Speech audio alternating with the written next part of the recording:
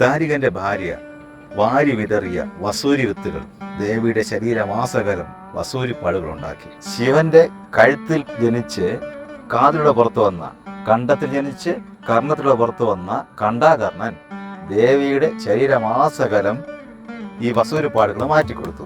പക്ഷേ മുഖത്തെ പാടുകൾ മാറ്റാൻ ദേവി അനുവദിച്ചില്ല. ആ അമ്മയുടെ മുഖത്തെ വസൂരിപ്പാടുകൾക്ക് ശമനം ഉണ്ടാക്കുകയാണ് ഈ ചാർത്തുപൊടി മന്ത്രത്തിലൂടെ വെള്ളായണിയിലെ വാദ്യമാണ്. ബ്രഹ്മസ്വരൂപേ അഹം ബ്രഹ്മമാക്കുക, ഇങ്ങനെയാണ് ചാർത്തുപൊടി മന്ത്രം തുടങ്ങുന്നത്.